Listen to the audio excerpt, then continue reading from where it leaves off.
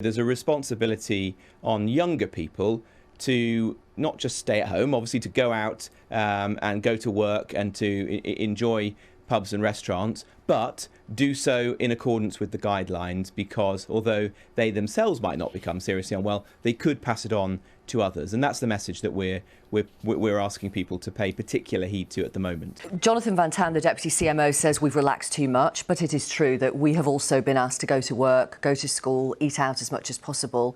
We have a government minister on the television this morning saying to young people, there's a responsibility on younger people to not just stay at home, obviously, to go out and go to work and to enjoy pubs and restaurants, but to do so in accordance with the guidelines. What do you think of the messaging? I think that's quite a confused messaging, because on the one hand, the message is business as usual, go out and about, go back to what you were doing before.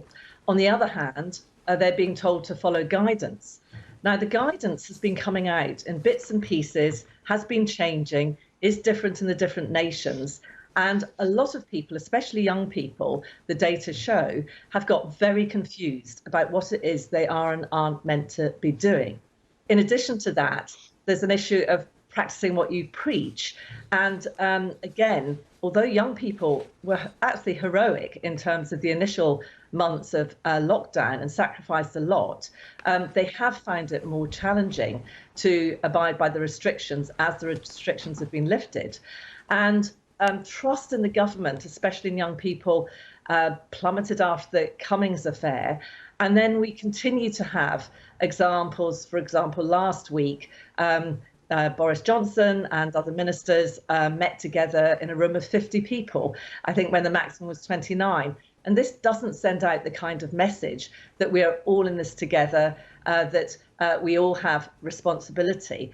And I think this alienates young people and can make them angry. And especially when people then turn around and point the finger and say, you're to blame for the problem and you're to blame if your granny dies, essentially.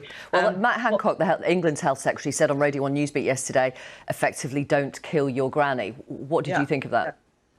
I think that what that will do is... I'm just going to pause you there, because I can see Paul Hunter in another screen. He is shaking his head, and I mean, I don't know what the adjective is. I mean, you heard me give the Matt Hancock quote. What do you think of that message to young people?